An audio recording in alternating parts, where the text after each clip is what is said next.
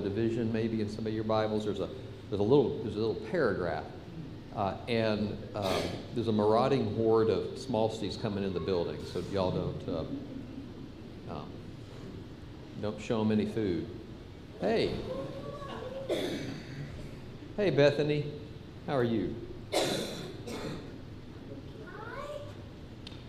Okay, I'm going to start now. So notice here in Esther chapter 5, we just picked up with the announcement in chapter 5 that Ahasuerus, the king, is planning to kill all the Jews. You remember that was Haman's plan. And Bethany, do you remember who is the main woman in the book of Esther? Good, very good. I love it. And do you remember what was unique about Esther? What is she known for? She's very brave and beautiful. Well put, well put. And so thank you. That gets us going. Okay, so we're talking about Esther's plan, and you remember that Mordecai at the end of chapter 4 is trying to convince Esther that God has perhaps brought her to her role as the queen and brought her to, obviously to Persia, maybe for such a time as this, where all of the Jews are under threat. And you remember at the end of that chapter, Esther takes charge. And in chapter 15, we read that Esther told him to reply to Mordecai, "Go gather all the Jews and hold a fast on my behalf, and do not eat or drink for 3 days, night or day. I and my young women will also fast as you do. Then I will go to the king, though it is against the law, and if I perish, I perish." Mordecai then went away and did everything as Esther had ordered him. So does Esther have a plan? Hey, guys, Esther has a plan. We're in Esther chapter 5. Esther has a plan. And chapter 5 gives us 2 plans. Okay, well, first we're going to read about Esther's plan, and we're going to draw lessons for how we should make plans in God's kingdom. You ever make a plan? Dottie, you plan on going somewhere Friday? Yep. We make plans, don't we? And so, what's that? They're making plans for you. That's how doctors are, right? So we do make plans. What I want us to do is to learn 5 lessons from Esther's plan that we can use as Christians in God's kingdom. So if you're taking notes, we're going to have number 1, kingdom plans, things that we should plan. And then number 2, we're going to look at Haman's plan, okay? And that's not a good plan. That's where we'll learn what not to do. Okay, so before we get into this, if you were to say, as a Christian, what should be things that you look for in a good plan? As a Christian, if you're going to plan something, what would be a good one? Yeah, what would you say, Micah? That'd be a plan, right? You got to figure out how to mow the lawn. Absolutely. That's the kind of thing we got to do. And if you're going to make a plan like that, how should you do it as a Christian? Does being a Christian change anything in terms of how you make a plan? What do you think, Christian? Okay, good. So we want to be sure the ends don't justify the means. So the way we do the plan needs to be according to God's rules, God's law. We want to have a principled plan. So if I want to make money, I'm not going to go out and say I'm going to plan to rob a bank just because I can get money from a bank. The ends don't justify the means, right? So good. So anything else you're thinking of? Just kind of brainstorming with you. What would be a good way to approach plan making? Have you ever made a plan and not follow through on it? You have? I've never had this happen to me. Oh, never had this happen to me. What happened when you didn't follow through on your plan? Well, I planned to run a marathon 2 years ago. Okay. But I ended up doing a half because I didn't follow through on the training. Okay, good. So you had a plan to do it, but you didn't take the steps you needed to take to get ready for it, right? So that's a good one. Good one. I do that all the time. Write out a plan and don't follow through on it. I might do that, let me think about that, just about every day. Just about every day. Alan, do you have a to-do list? Like you ever do a to-do list on your day? Like sometimes, yeah. Do you ever not get through it? Like you do a to-do and like you don't get all the way through it? Depends on the type of day. Yeah, exactly. Some days you get through it, some days you don't, right? I know that, I'm sure Bonnie's a list maker, right? You make a list of things you got to do, right? Do you often not get through the list? Right. Yeah. I read a book recently that said, yeah, you make a list? Yes. Yeah, that's right. And I would say that's a characteristic of retirement, but I do that all the time, so I don't have that excuse, right? I can't delay. We make plans all the time, and you know, one thing about plans is you've got to put them into action if you're going to fulfill the plan. That's an obvious point. I just want to observe here as we get going on Esther that, you know, Esther had a plan that she was going to go before the king. You remember that? And even though it's against the law, she says, if I get killed for it, because we've already learned that to go before the king uninvited means what? Yeah, you're punishable by death. And, you know, king had a lot of soldiers who was armed, like Latasha, you know, had their guns on them, and you know, you might get punished by that. So does Esther put feet to her faith? In other words, does she act on her plan here? Yes, she does, even though she knows she might die, right? You know, I'm needing to write somebody, not at my work, but away from my work, and tell them bad news about a job. They want to do a job, I'm going to have to tell them, I don't want you to do that job. I have been procrastinating on that for a number of days. In fact, the person wrote me Friday and said, hey, are you going to get back to me? I said, oh, yeah, I'm going to get back to you. Because I have a plan, but I'm not acting on it. Esther acts on her plan. And when it comes to our plans to serve the Lord, we need to act on those, don't we? Yeah. Well, we prioritize our plans. Yes. And if it's nothing that is high priority, then it gets put down Right. on the list. Yeah. When we're serving God, we need to put that on the top of our list. Right. And make sure that every day Right. we are accomplishing something with that. Absolutely. And do the most important things first, right? In certain ways. You know the principle of the rocks and the sand in the jar, you know, the way that you get the most rocks in a jar is not by putting a little sand in there first, it's by putting the big rocks in and then filling in with sand. You do the big rocks, the big things first, and then you do the little things later because there'll be room for those, right? There's a book out there called Eating the Frog, and the idea is that you do the most difficult thing first, and in the book it's eating a frog. You know, and so, and that's a good principle. What's the most difficult thing you got to do that day? Get it done first. That's the idea, right? Well, Esther has a very difficult thing to do. She needs to go talk to the king, and she does that. We read in chapter 5, verse 1, on the third day, Esther put on her royal robes, stood in the inner court of the king's palace in front of the king's quarters while the king was sitting on his royal throne inside the throne room. Okay, so, okay, here she goes. You know, she's going to do this. Could she die from it? Yeah. And you think about in our life, in serving Christ, in serving the Lord, we have to do difficult things. Whether it's talking to somebody about their faith or making amends with somebody, we've got to act on that. So we learn Esther. She acts on this plan that she has. Okay.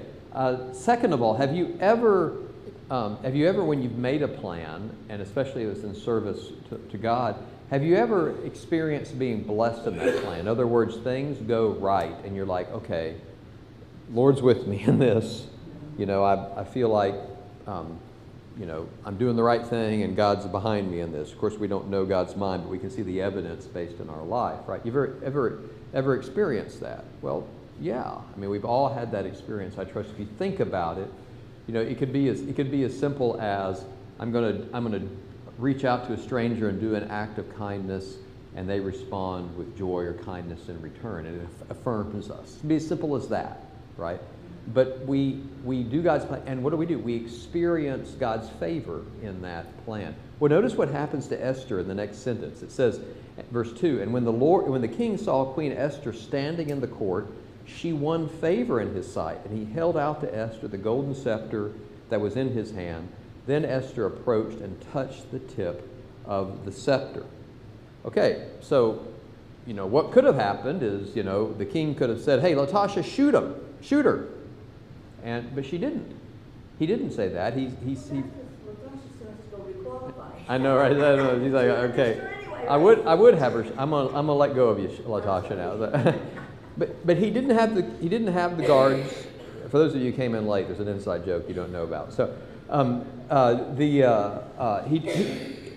he responds as positively as you could possibly expect, right? He says that she found favor, and he basically says, come to me, right?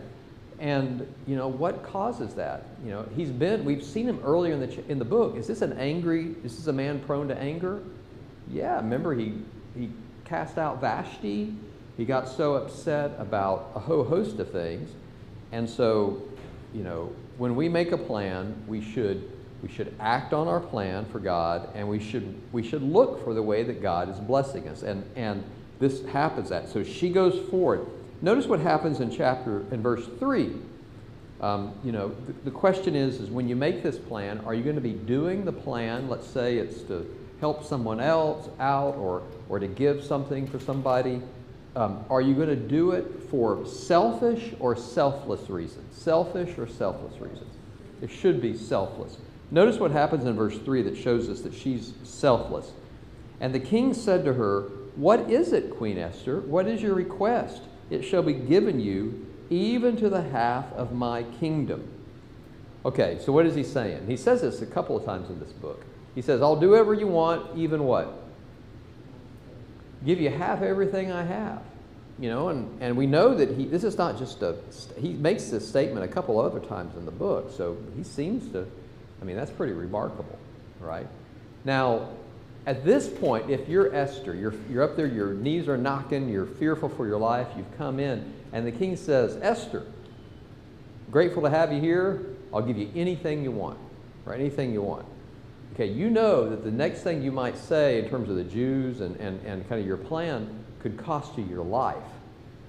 What might you be prone to do? Well, that's half of the kingdom sounding pretty good right about now. I might just take that instead, right? She doesn't do that. She acts selflessly. She has an opportunity to selfishly get what she wants, or what he wants to give her, and she doesn't take it.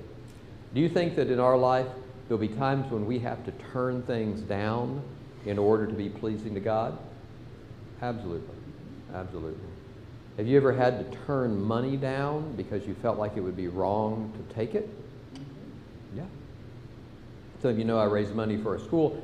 There have been more than one occasions where someone has said, well, I want to give you money, and I know who they are or where that money's coming from, and I just have to say no. In fact, just this afternoon, someone offered the school $100,000. That's, for those of you, Micah, for those of you who are a little bit younger, that's 6 figures. Okay, he's like, I know that, right? A lot of money. And I get asking about it, and I learn where this money's coming from, and I say, we can't take that. Can't take that. The first thing I do is I call the director of the board and say, okay, just so you know, don't fire me. Here's why. But you sometimes have to make those hard decisions for what's right. Yeah.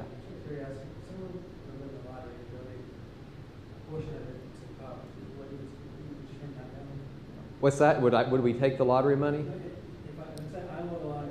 Yeah. I want to donate half of it to the cause. Yes. Would you have to turn that down? Are you asking me if I'd take that? The cause. Yeah. I tell you what, when that happens, come talk to me and I'll let you know. Okay. Depends on how you right? Is that diplomatic enough of answer for you? Yeah. So you want $40, so you use how Yeah.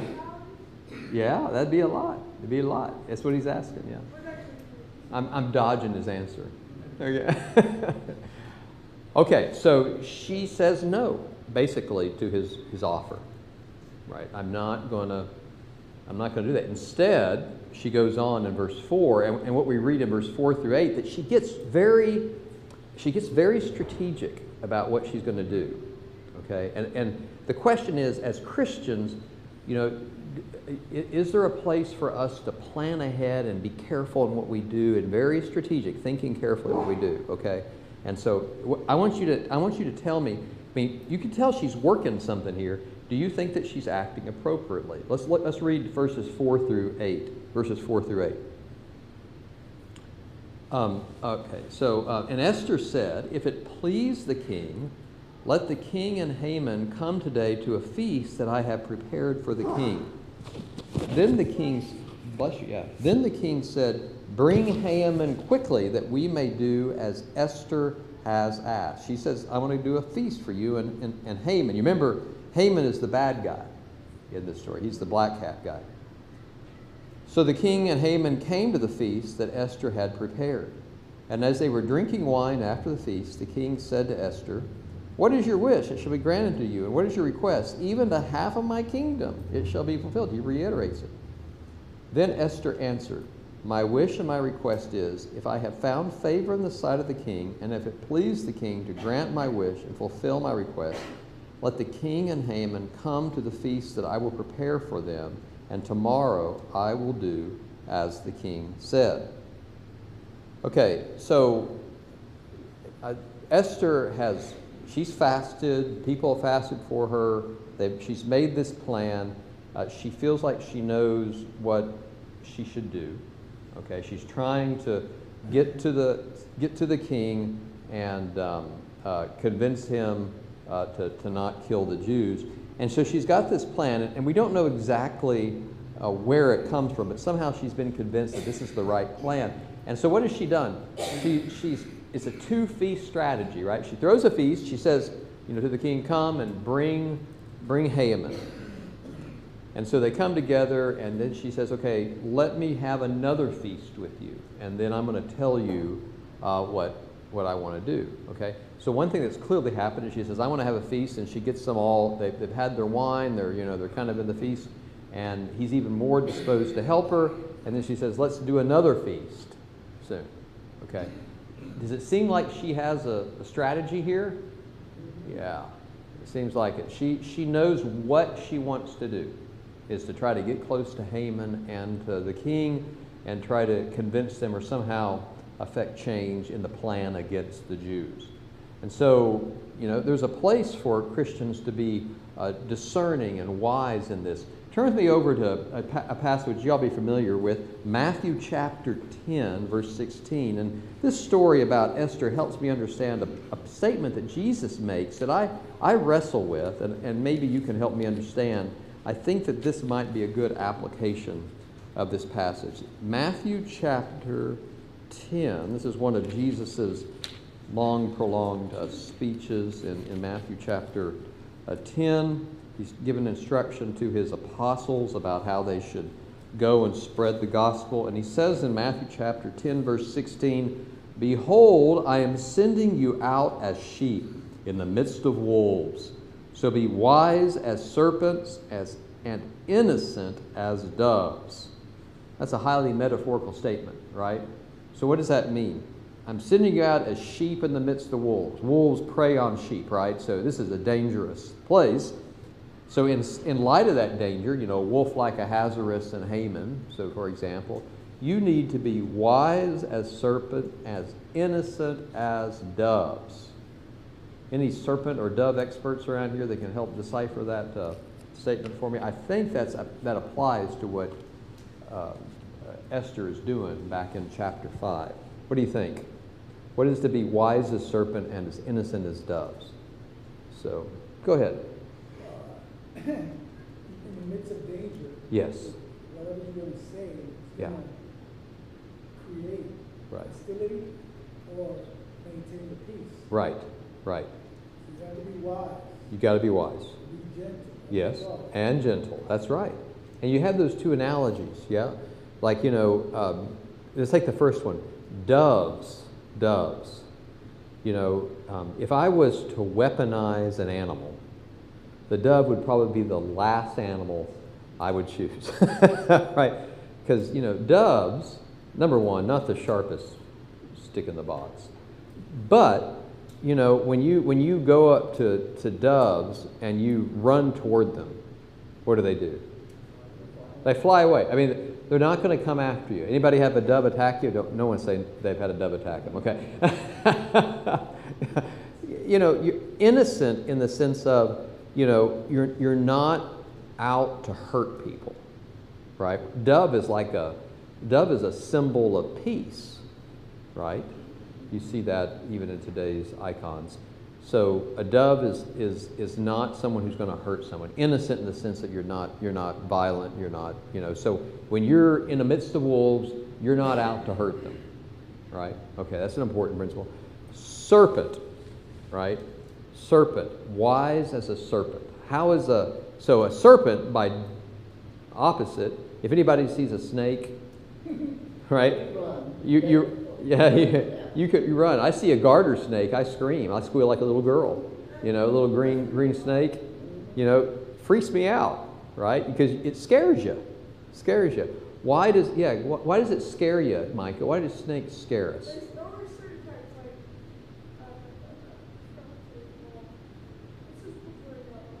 Think about it. Let me know. I'll tell you why they scare us. What's that? Python, yeah, because some snakes squeeze the life out of you. Water moccasins, what do they do to you? They're very poisonous. They bite you. Yeah. I can get you talking about snakes all night long. I can tell. Yeah. That's all one of them. Just the lecture is that to kill that. Yeah. They're dangerous. They can kill you. Right. So that's one thing about snakes. But the other thing is it says they're wise. Yeah. I see it as like a sports guy. Someone who's very good at defense, but not really as on the offensive as they are more defensive. Yeah. So a snake oftentimes they know how to defend themselves, right? They're not looking to be on the offensive. Yeah. So good. So the idea is that if you run across a rattlesnake or something like that, you know, what they're going to do is, number one, they're built to rattle, let you know, but you know, they're going to coil up in a way that defensive posture to protect themselves. So you know how to act defensively, to how to ward off evil, right? Yeah. Where do snakes usually just go out in the open? You see a lot of snakes just traveling across the yard.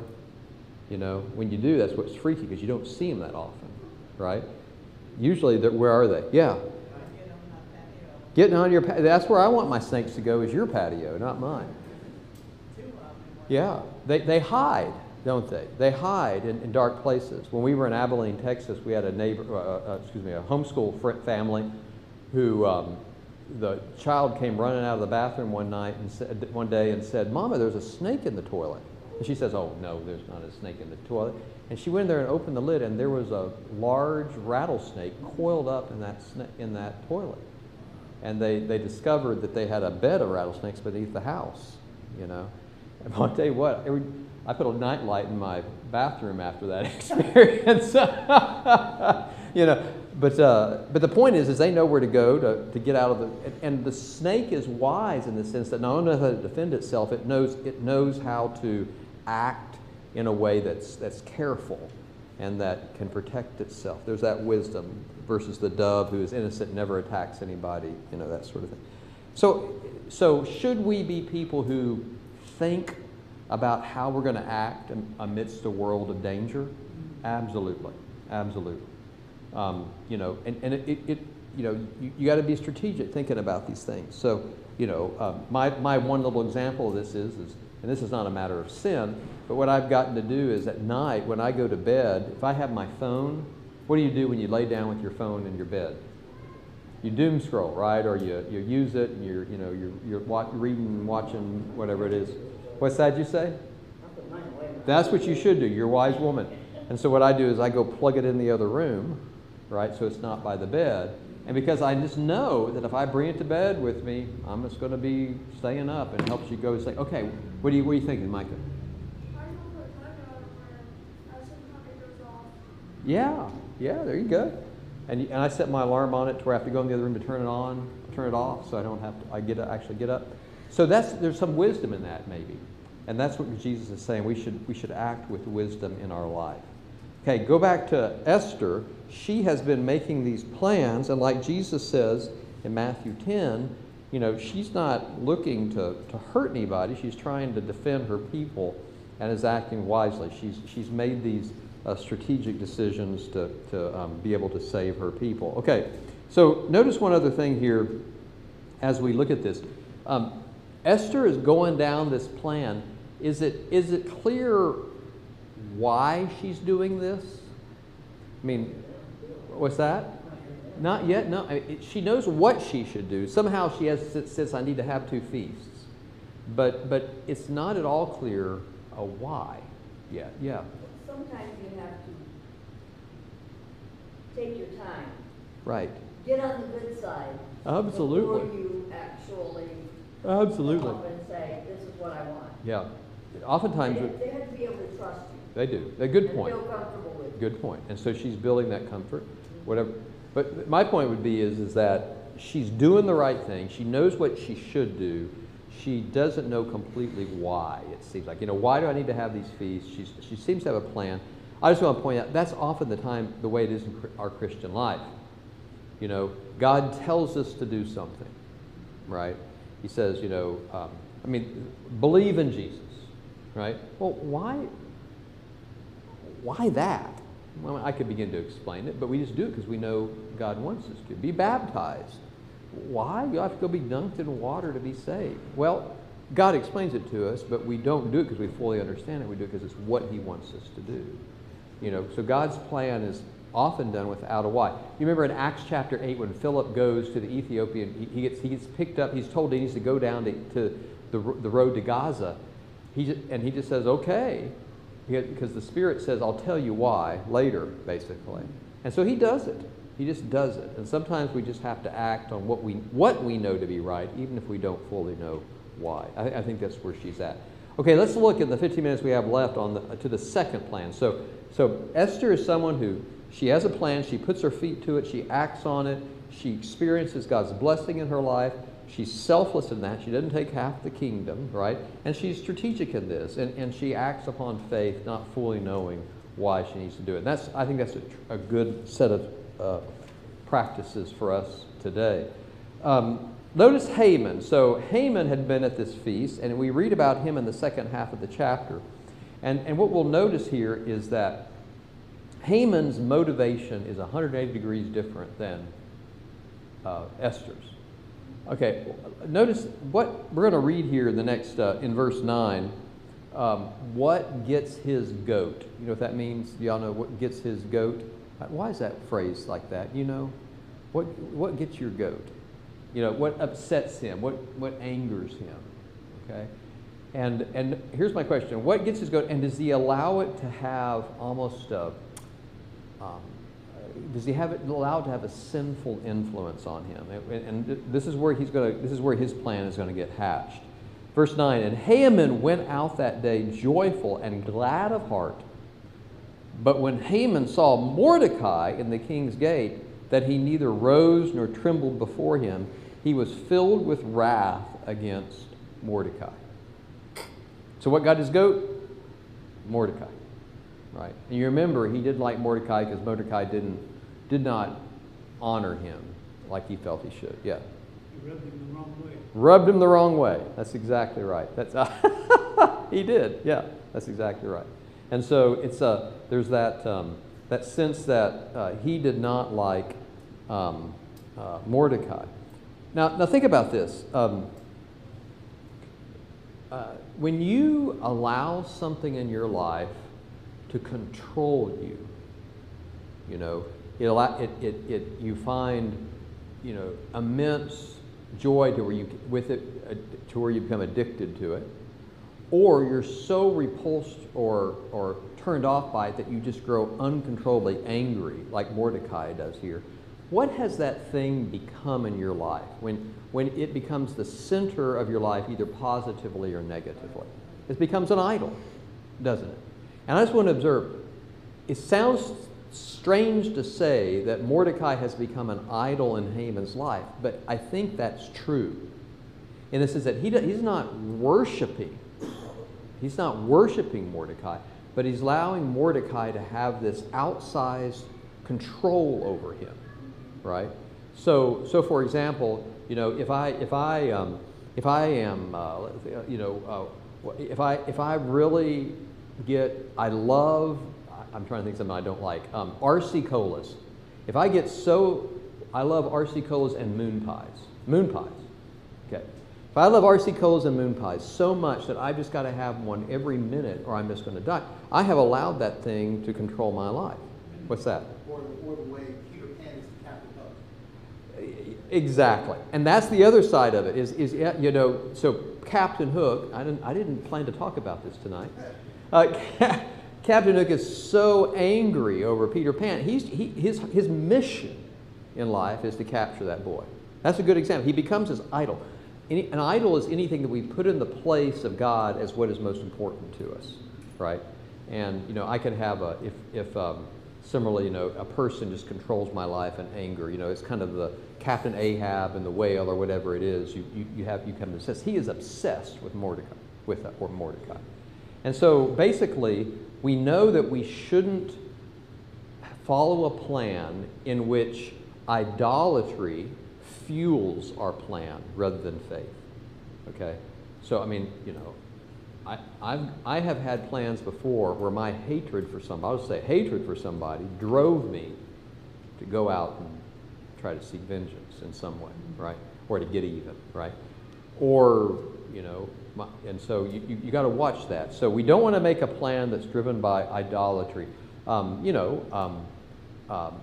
know alcoholics who drive to work in a purposeful way so as not to pass by the liquor store, because they know how much their past alcoholism has driven them negatively. And so what they've done is they said, I'm going to avoid that potential idol. And so they drive a different way, right? They just know the power that has had in their past. And I think we all have had idols of the heart or substances or something like that which has controlled us in the past. And so Haman is making a plan based upon an idol in his life. And so we're going to see what that plan is. Verse 10, notice that when he makes this plan, who is at the center of the plan? God or himself? Okay, you know it already, don't you? Notice verse 10 through 13. Nevertheless, Haman restrained himself and went home, and he sent and brought his friends and his wife Zeresh. Poor Zeresh. Verse 11, and Haman recounted to them the splendor of his riches, the number of his sons, all the promotions, and how he had advanced him above the officials and the servants of the king. Then Haman said, even Queen Esther, let no one but me come with the king to the feast she prepared.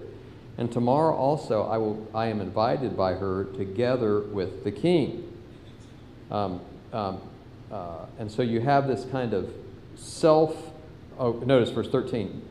Yet all this is worth nothing to me so long as I see Mordecai the Jew sitting at the king's gate. Right? Okay, so what is Mordecai convinced of in these verses? What does he know above everything else, would you say? He's got it like that. Huh? He's got it like that. Yeah. He's got it like that. Does he think of himself as someone whom is insignificant or significant? I mean, you read this, you know, imagine Christian says, hey guys, come over to my house. I'm gonna have supper. And we get over there, and you know, he bangs the glass and he stands up. You know, and he starts talking like Mordecai. He says, hey, I have played more video games than anyone I know. And in fact, I've got to be the best video game player ever. And then he goes on to say, I have a job at the best school anywhere, and I am in doubt the best employee there. And you know, he says, oh, no, don't interrupt me. Don't interrupt me. Right?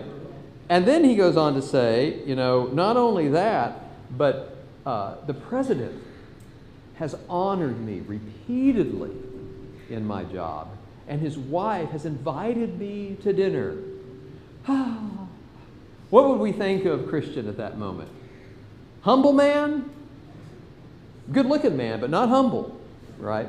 And so Christian's dying to defend himself, right? But I'm not going to let him, because I want that to sink in, just how much he has been like Haman. Okay, go ahead, Christian. Kind of like those officers in the military that insist that you salute them because of their station. Or in academia, those doctors that insist you call them doctors. Yes, that's exactly right. They get puffed up on themselves, right? Haman is puffed up on himself, right? And the point here is that he is making a plan not in service to others, but in service to himself. He's self-righteous. And lest I judge him, I'm going to say I'm just like that. I tend to act out of self-interest. Do you? Sure we do. Sure we do. And it's not wrong to make plans for yourself. You got to do that. You got to go to the doctor. Is that wrong to make a plan and go to the doctor? No, that's not what we're talking about.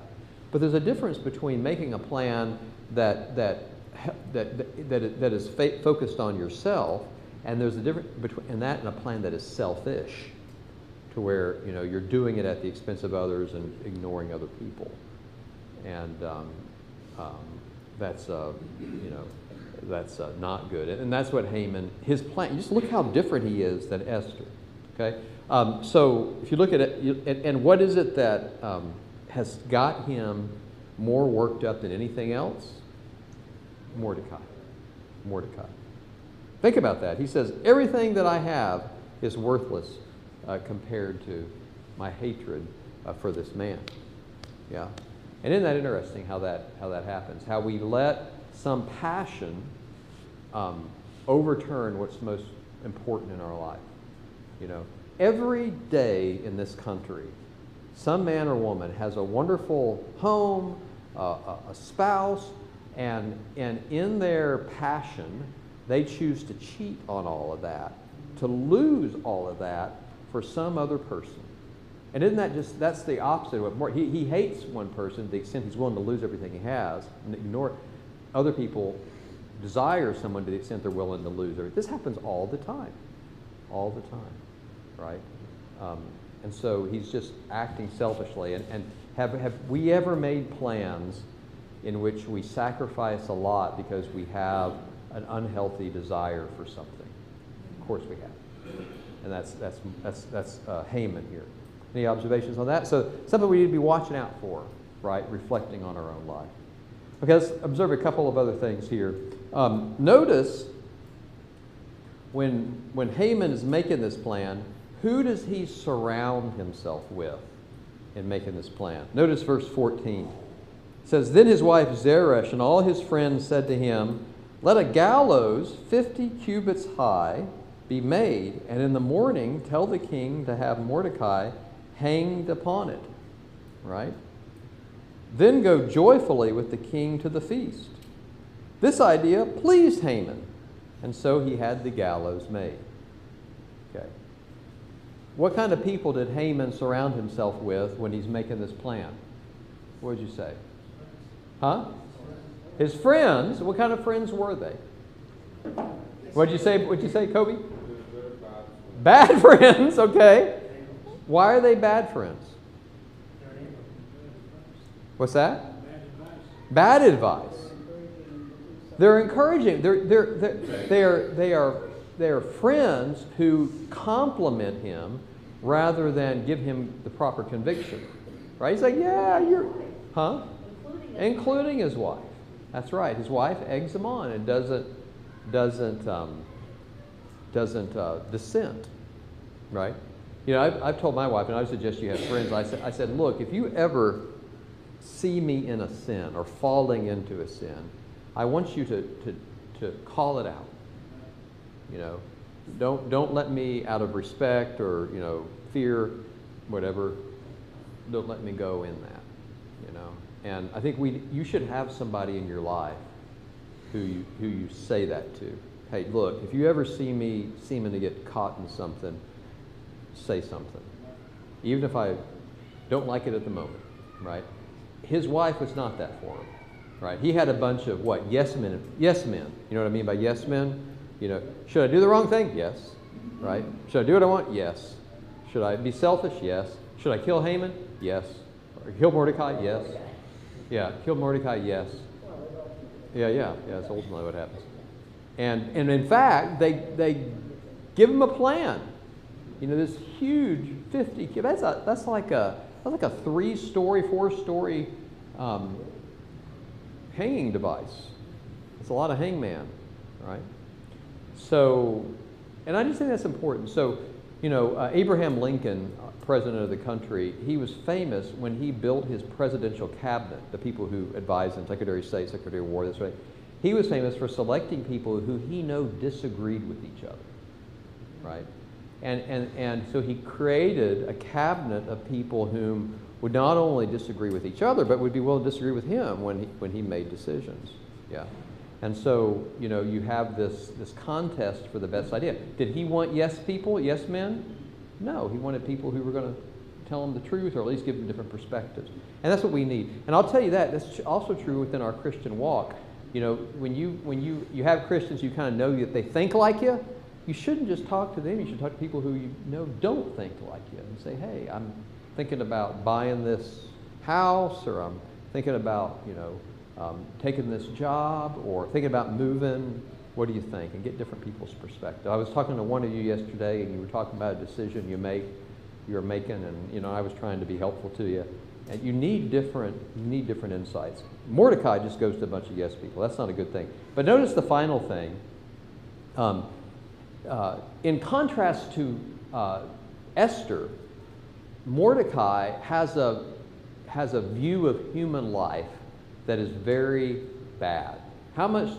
What is Mordecai's attitude toward, I mean, I get Haman and Mordecai, it's getting late. Haman has a bad attitude towards other people, right? Yeah.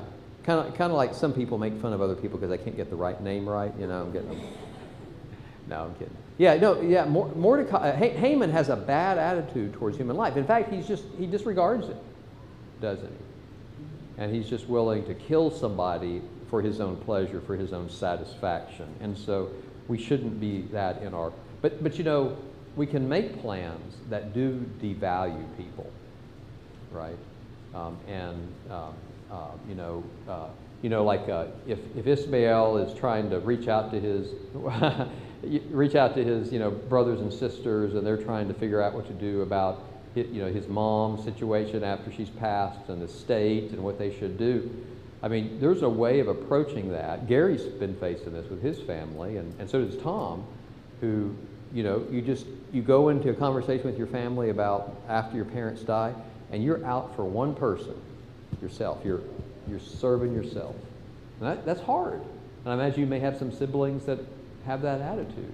They're planning to get what is theirs, or what they think is theirs, right? And so as Christians, you got to go into it not doing that. And you might have to sacrifice something materially in order to have that right attitude.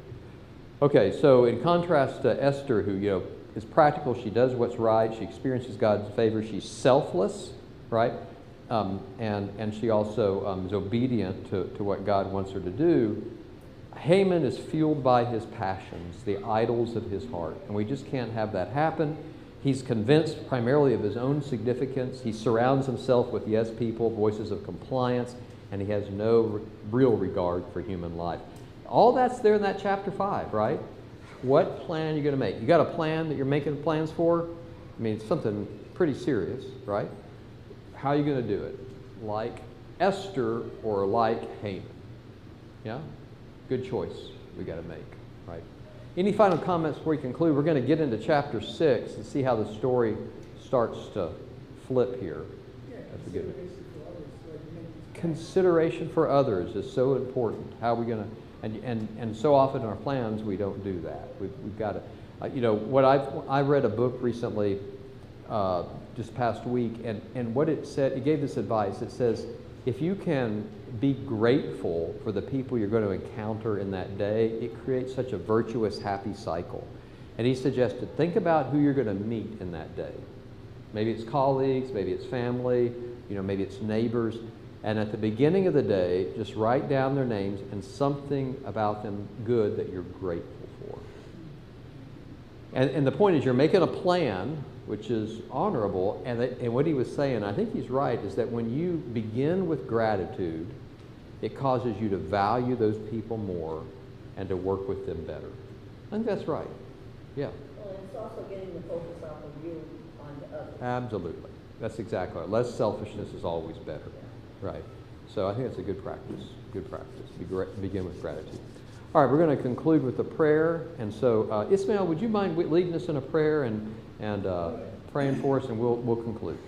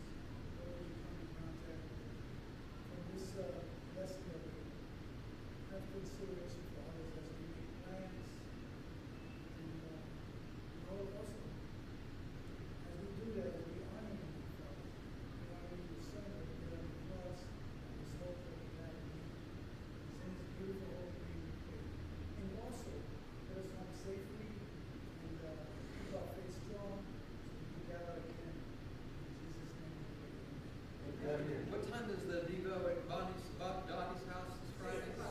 6 o'clock. We look forward to seeing you. And if you want to bring a snack, you're most welcome. And Dottie, the address that I put in the beacon that's in the directory is correct. Lisa got that right.